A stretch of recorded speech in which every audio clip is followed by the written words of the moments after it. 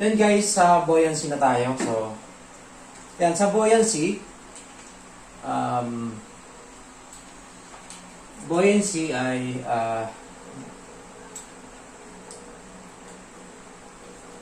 is one of the problems sa hydraulics, no? So, ano bang illustration natin ng buoyant force?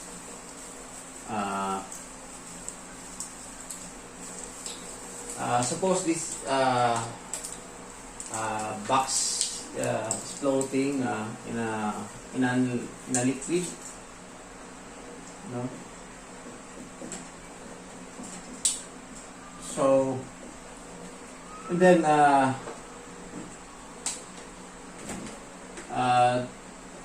there is a force acting downward, which is the weight of the body, no? So, and then sabi sa third law of motion ni Isaac Newton, di ba, na there is always there's always a opposite on when you exert a force to something, there is always a force acting equal and opposite to that force. So with this, that is what we call buoyant force, which is, no, according to the Archimedes principle, that the buoyant force is equals to the weight of the fluid displaced. So, ano bang displaced na fluid? Ito yun. So, this part is the displaced fluid. So,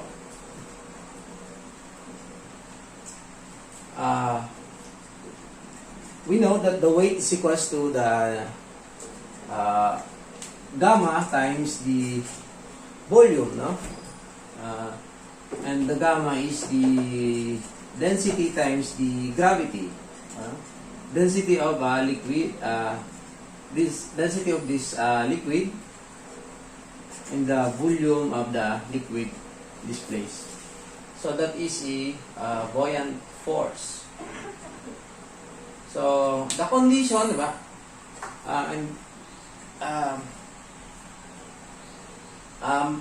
At marami pang ibang topic with regards to the in buoyancy. So, but gusto kong i-share sa inyo yung the basic one, yung pag-solve lang ng ganitong problem. So, marami pa kasi yan, stability of floating bodies, mga ganun. Well, hindi rin naman siya masyadong napipili sa board exam. So, wala na tayong time suyurin yung mga ganyang problem. So, let us try to solve the problem similar to this, yung basic one sa buoyancy. So, number one, a stone weigh 105 pounds in air. When submerged in water, it weighs 67 pounds. Find the volume and specific gravity of the stone.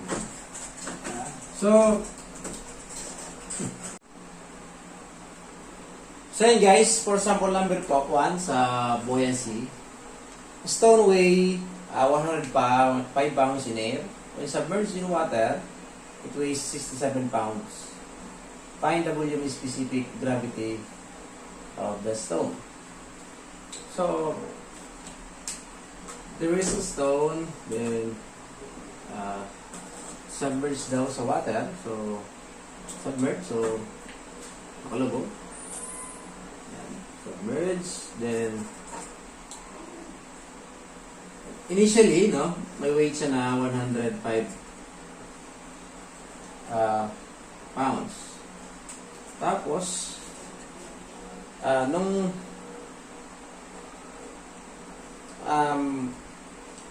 sinubmerge na siya sa water, ang weight na lang dito is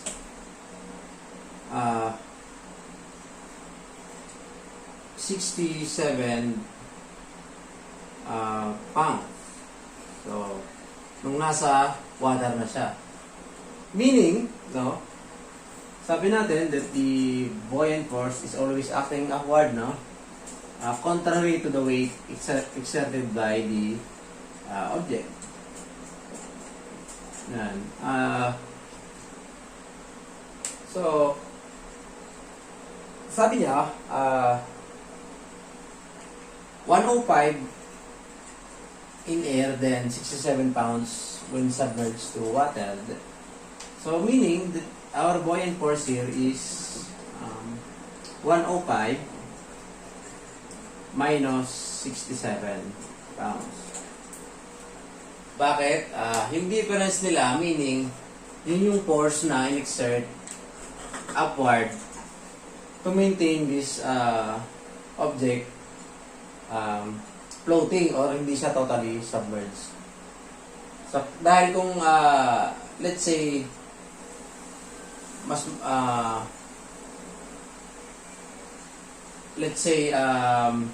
pagdating nyo dito ay let's say walang in-exert na force yan, pataas, totally, lulubog yan, no? So, ang hinahanap natin ay volume, no? And we know that the buoyant force is gamma times the volume, unit weight times the volume.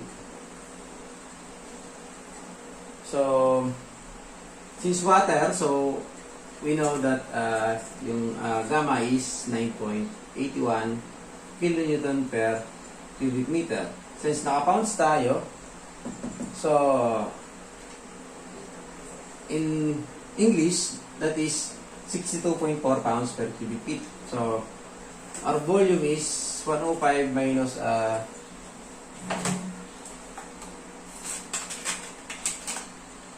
105 minus 67, so that is a 38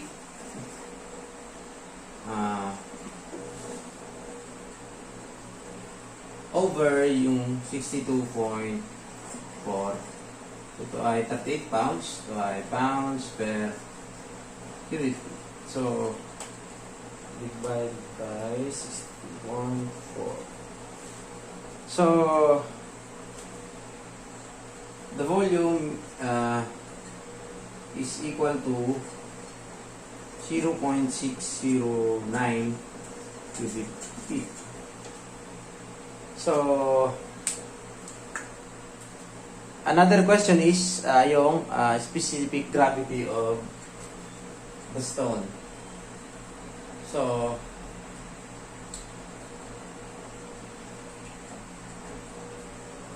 yung specific gravity of a stone, no, pwede natin siyang i-compare sa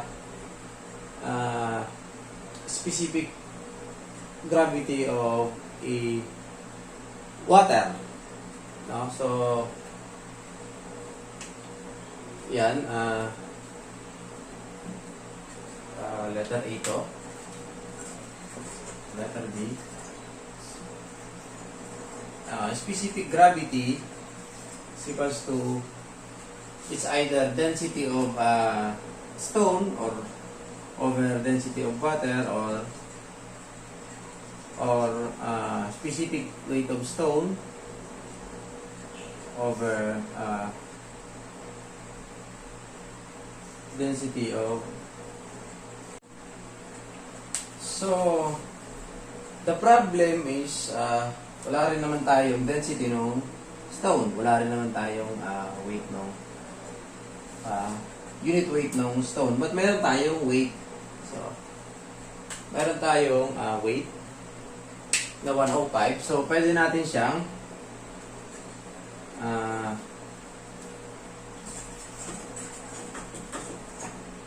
pwede nating makuha siya. I-compare natin yung weight niya na 105 pounds sa weight ng water. Na? Weight ng water na na-displace. So, that is yung volume, unit weight times the volume, di ba? So that is 62.4 pounds per cubic feet times 0.609 cubic feet. So as you can see, mawawala din naman yung mga units. So unitless pa rin tayo. So correct pa rin naman siya for specific gravity. So specific gravity of stone is equals to 1.60. So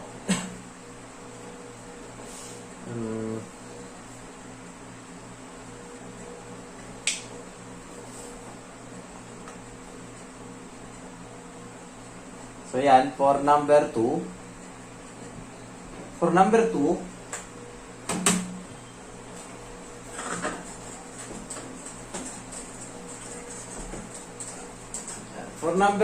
a piece of irregularly shaped metal weighs 300 Newton in air. When the metal is completely submerged in water, it weighs 232.5 Newton. Find the volume of the metal. So, irregularly shaped, so hindi natin alam yung shape niya.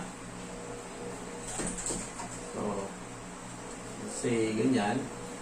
So, naka-float siya sa water. Sa, ano bang, sa water. So, in air, ang weight niya ay 300 Newton in air. Then, pag nasa-submerge na siya, ang weight niya na lang ay 232.5 Newton. So, the buoyant force is equals to 300 minus 32.5. So, equals to 232.5. So, 67.5 Newton yung buoyant force. So, ang hinahanap ay volume of the metal. So,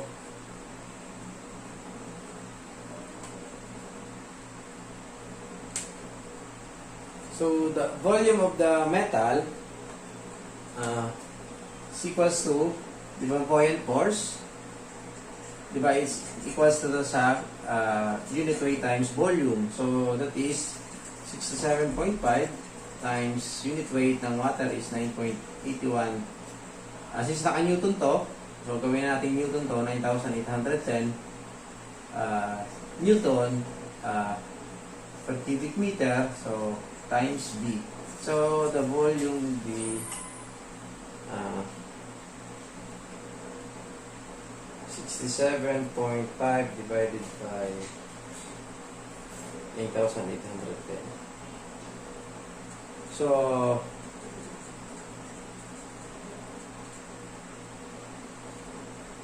that is 6.8 times 10 raised to negative 3 cubic meter. So, yan yun. Yan, volume lang naman yung hinahanap for number 2. So, is number 2. So, yan. For number 3, yan, for number 3, a barge is loaded with 150 tons coal. So, the weight of the empty barge in the air is 35 tons. If the barge is 18 feet,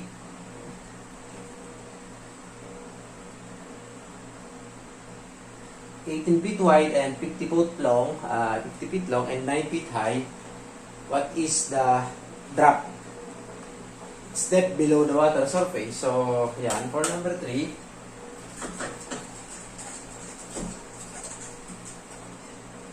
yan. For number 3, mayroon kang barge na 18 feet wide, 50 foot long, then 9 feet high. So, parang ganyan. So,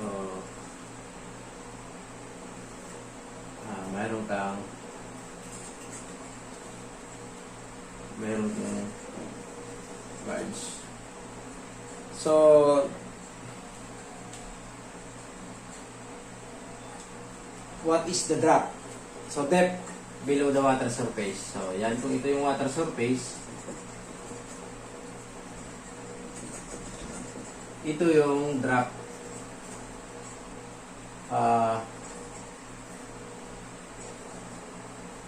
Pangalan natin D, no? Drop D. So, ito ay may laman na 150 tons of coal. And then, the empty bars itself ay mayroong 35 tons. So, ito lang mismo, 35 tons na. No? So, yan. To solve that, so, ganun pa rin. Buoyant force equals to gamma times the volume. The buoyant force will be equal to water siya, no? So, that is 9.81 kilonewton per cubic meter. No. Nakapit pala yung given. So, nakapit yung given. So, that is 62.4 pounds per cubic feet times the volume. This is 18 to, diba? Then, this is 50 and this is 9. So, 18 times 50 times 9 cubic feet. So that is 4 times 18 times 50 times 9. So here, mayroon tayong 5,440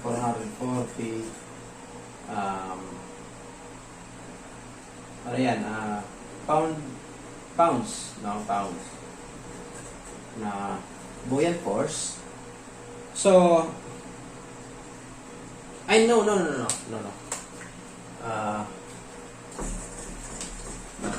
Dahil hindi siya completely 9, no? Kasi yung D lang pala ang submerged. Ito lang yung submerged.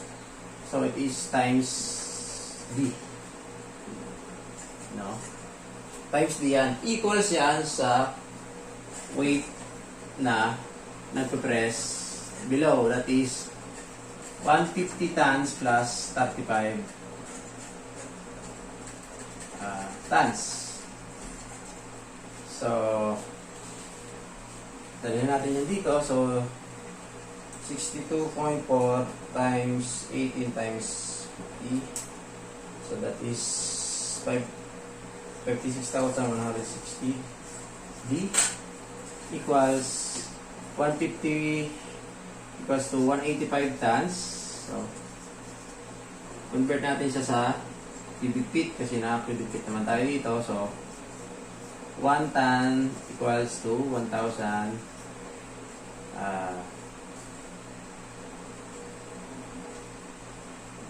kilogram.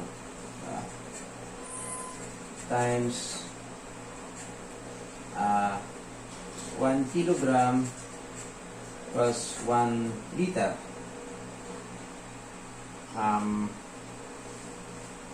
So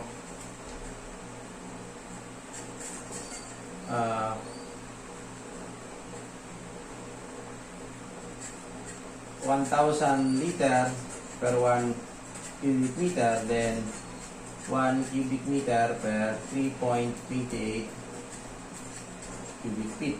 So, medyo mahaba-haba ang conversion.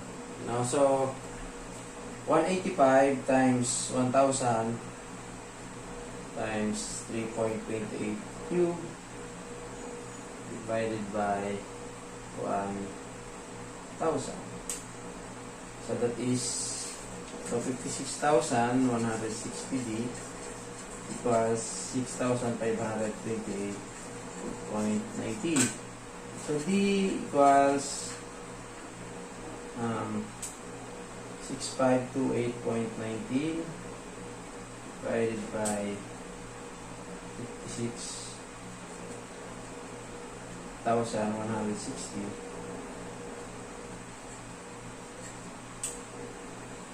So 0.116 feet ang ating drop. So ito yon. Yan. 0.116.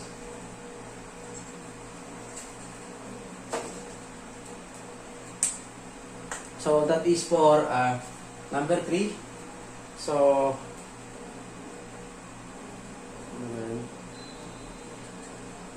for number 4,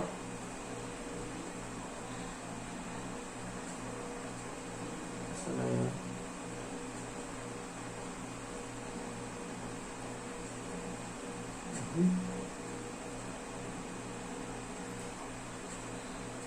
And for number 4, determine the submerged depth of a cube of steel 0.3 meter on each side floating in mercury. So the specific gravities of steel and mercury are 7.8 and 13.6 respectively. So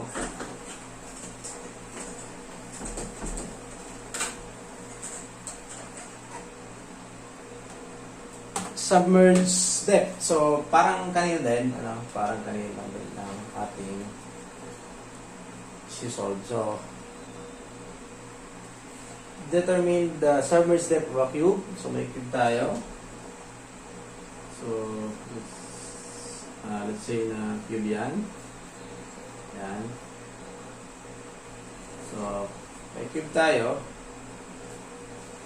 And then 0.3 meter on each side, 0.3 meter on each side, floating in a mercury. So, floating. Yeah. Floating siya sa mercury. So, the specific gravities of steel and mercury are 7.8 and 13.6. So, ito yung steel. Specific gravity nito ay 7.8. So, ang specific gravity ng mercury is 13.6. So, ang hinahanap natin ay submerged depth. Ito naman yon, gaya ulit kanina, submerged depth. So, yan, kukunin ulit natin yung mga equation natin dyan. So, buoyant force. Buoyant force equals to unit weight times a volume again. So the buoyant force is, sabi natin, unit weight times the volume displaced. So, is equal to